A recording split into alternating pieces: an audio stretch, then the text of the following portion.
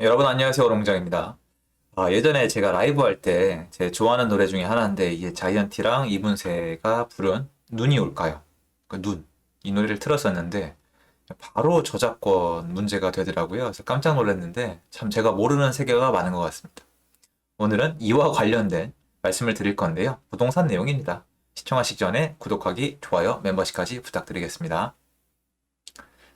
여러분 이 노래를 좀 잔잔한 걸 제가 가끔 많이 들어요. 왜 그러냐면 좀 캄다운 하려고, 취를 하려고, 저를 좀 내려놓으려고. 왜냐면 저는 항상 불타오르거든요. 어떤 야수의 마인드로 투자하는 걸 좋아합니다. 제가 약간 도박사 근성이 있어가지고요. 제가 강원랜드 같은 데 가서 느낀 게 있어요. 아, 나는 도박하면 죽을 수도 있겠구나. 주식할 때 느낀 것도 있어요. 아, 내가 그릇이 작을 수도 있겠구나. 선물 옵션을 하다가, 아, 저건 잘하면 내 삶을 앗아갈 수도 있겠구나라는 생각이 들었어요. 그 정도로 뭔가 한번 관심을 가지면 정말 거의 끝을 보는 성격입니다. 대부분의 부분에서 그래요. 제가 정말 자질이 없는 건 빼고, 제가 못하는 건 얼른 제껴요, 저는. 또 그건 있습니다. 도망을 빨리 가요. 제가 도망갔던 것들이 많아요. 모든 걸 극복하고 잘한 게 아니고 여러분보다 못한 게 너무 많은데 아니다 싶으면 빨리 손절을 해버리고요. 이거다 싶으면 끝을 봐요. 제낀 게 너무 많은데 후회되는 것도 있지만 그래도 어쩔 수가 없다고 생각을 합니다. 그래서 저는 좀 저를 시키기 위해서 이런 노래를 듣는데요. 여러분 여기 가사가 눈이 올까요잖아요. 눈이 올까요? 이거 듣고 있으면 어떤 생각이 드냐면 눈이 오죠. 눈이 와요. 그죠? 언젠간 눈이 온단 말이에요. 자연의 섭리, 돌고 도는 게 있단 말이에요. 그런데 부동산을 공부하시는 분들은 제가 장난삼아 하는 얘기가 아니라 이걸 좀 잘 하셔야 돼요. 요새 너무 이게 무너져서 제가 할 말이 없는데 저희 어른 세대, 지금 아파트가 서울에 40년 역사를 가지고 있잖아요. 근데 큰 변화가 없어요, 여러분. 정말 큰 변화가 없어요. 중간중간에 굴곡이 있었죠. 1기 신도시 때 한번 난리가 나고, IMF 때 한번 또 난리가 나고, 2010년부터 2015년까지 또 한번 난리가 나고, 계속 난리가 났었잖아요. 그런데, 어쨌건 지금 아파트 값은 짱짱하고, 화폐 가치는 계속 내려갔단 말이에요. 그러니까, 시간이 지나면 일어날 일은 일어나요. 물론 매해 매해 그 빈도나 시기가 다를 수는 있어요. 그리고 기상이변도 있어요. 그런데 어쨌거나 눈은 온단 말이에요. 그래서 저는 이런 더 가사를 들으면 이게 약간 저는 이쪽에 미쳐 있으니까 저는 그 생각이 들어요. 눈이 오지, 이 사람아. 당연히 눈이 오지. 그런데 이게 눈이 온다는 사실을 알면서 눈이 올 때까지 못 기다리면 이 망하는 거거든요. 제 주변에 이런 분들이 벌써 있어요. 이제 하락할 것 같으니까 대선 끝나고 나면 본격적으로 폭락할 것 같으니까 아파트를 팔아야겠다. 그러니까 제 말은 아파트가 오르던 내리던 간에 사람들이 집을 구하러 나오는 순간이 있어요. 제가 이 노래를 굳이 꺼내서 말씀드리는 이유는 지금 현상에 대해서 정확히 설명을 할 수 있는 것 중에 하나이기 때문이에요. 자, 여러분, 제가 지금 뭐 벌써 몇 번 틀렸어요. 몇 번 틀렸기 때문에 할 말은 없습니다. 전 틀리면 그냥 틀렸다고 말씀드립니다. 틀린 게 뭐냐면 저는 작년 추석 이후로 한번 사람들이 집을 사러 나올 거다. 그리고 안 나오니까 대출 중지 때문에 그러니까 연말 한 12월 달이나 1월 달에는 사람들이 집을 사러 나올 거라고 얘기를 했는데 두 번이나 틀렸습니다. 죄송하고 이미 사과를 드렸습니다. 그런데 여러분 사람들은 집이 필요해요. 여러분 사람들이 집을 사러 나올까요? 눈이 올까요랑 똑같아요. 사람들은 집을 사러 나와요. 40년 역사 동안 바뀐 적이 없어요. 빈도나 시기가 다를 뿐이에요. 그런데 지금 시장은 어떠냐면 사람들이 집을 사러 안 나오는데 가격이 안 내려가요. 내려간다는 언론 기사나 통계를 저는 받아들이지 못하고 있습니다. 그래서 욕먹기 딱 좋은 것도 아는데 어쨌건 저 제 신념을 고수합니다. 그래서 분명히 시장은 언젠가 추석 이후, 작년 추석 이후 사지 못했던 수요가 시장에 나올 수밖에 없는 그런 구조를 가지고 있습니다. 그래서 여러분 저는 어떤 느낌이냐면 여러분들은 이제 이런 거예요. 눈이 올 시기가 지났으니까 이제 눈이 안 오나 보다. 아니면 올해는 틀렸나 보다 이런 생각을 하시지만 여러분 기후제도 있고 약간 이런 느낌 있잖아요. 눈은 온다. 뭐 기후제도 마찬가지지만 이제 다 아시잖아요. 기후제를 들여서 이 비가 오는 게 아니라 비는 와요. 비가 왔던 땅에는 비가 오고요. 눈이 왔던 땅에는 눈이 와요. 여러분 한국에 비가 올까요? 비 오죠? 매년 매년 오니까. 눈이 올까요? 그럼요, 오죠. 더위가 올까요? 오죠. 추위가 올까요? 오죠. 자, 그러면 사람들이 아파트 수요 있잖아요. 집을 사러 나올까요? 나오죠. 그러니까 이거에 대해서 저한테 적대감을 가진 분들이 많은 거잖아요. 그게 말이 안 된다. 왜 말이 안 돼요? 아니, 여러분, 이게 뭐가 다릅니까? 정말 뭐가 다른데요?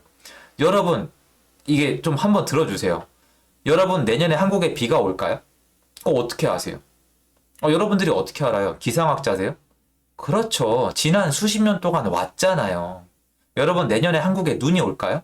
어떻게 알아요, 여러분들이? 여러분들이 신년인데 어떻게 하냐고요? 수십 년 동안 그래 왔잖아요.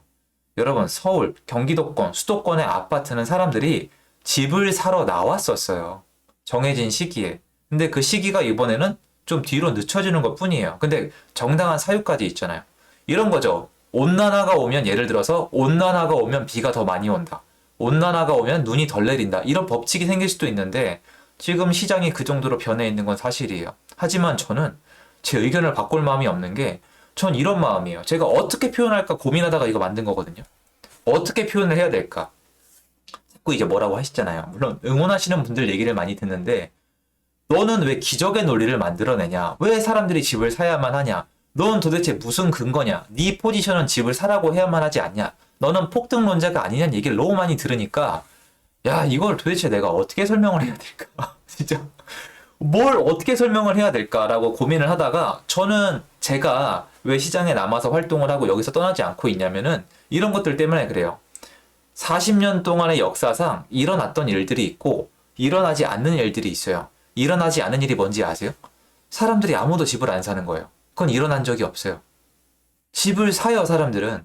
집을 사는데 집을 사는 타이밍에 이 수요랑 공급이랑 비교했을 때 수요가 공급보다 많으면 올라가는 것이고 가격이 수요보다 공급이 더 많으면 가격은 내려가는 것인데 사람들은 언젠가 집을 사러 올 것인데 지금 공급이 부족하니까 아파트 가격이 올라갈 거라고 말씀을 드리는 거예요.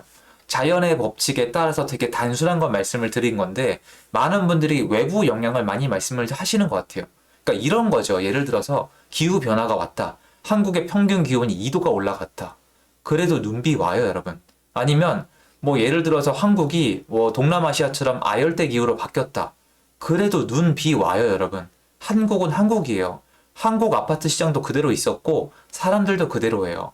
뭐 인구가 줄었다고 하는데 아직 제대로 줄는 것도 아니고 세대수는 늘고 있어요. 그리고 지난 수년 동안 서울 인구수는 확 줄었습니다, 여러분. 근데 아파트 값은 폭등했고 세대수도 폭등을 했고 아파트 수요는 더 늘어났어요. 다시 얘기해서 변한 게 없어요.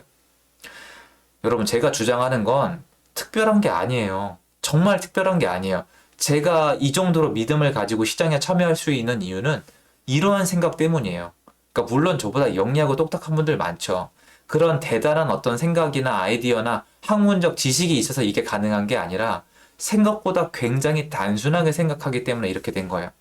제가 이걸 그냥 이렇게 된 게 아니고 여러분, 저도 옛날에 여러 사람 의견을 듣고 잘못된 사람 만나서 어떤 티칭을 받다가 시행착오를 겪다가 이렇게 된 거예요. 그 사람 말이 안 맞는 거예요.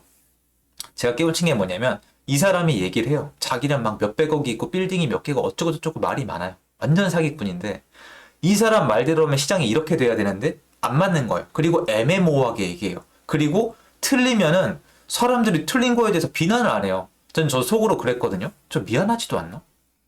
뭐 지방장에 가가지고 4년을 버티라? 그때 제가 얘기한 대로 갔으면 엄청 잘 됐거든요.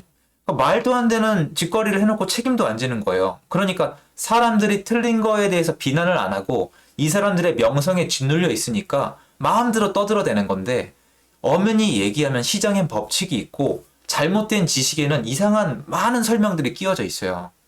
근데 많은 분들이 여태까지 지금 저를 응원해 주시는 이유가 뭐예요? 제가 대단한 통계를 써서 제가 아니면 뭐 학력이 엄청 높아서 제가 명문대를 나와서 그렇지도 않잖아요. 제대로 하는 거 몇 개 없잖아요, 저. 근데 여태까지 왜 응원을 해주셨어요? 하나요. 시장에 대해서 전망을 매우 잘했고 여태까지 제법 잘 맞춰왔고 제가 결과로 입증을 해봤기 때문이에요. 근데 제 법칙을 밝히잖아요.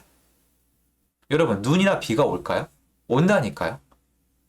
갖다 붙인다고 생각하지 마시고 그럼 여태까지 제가 시장을 맞게 본 이유가 뭐겠습니까? 단순한 거잖아요. 규제를 하면 거래량이 준다. 그게 반년 이상 못 간다. 어떻게? 역사적 통계가 그렇다.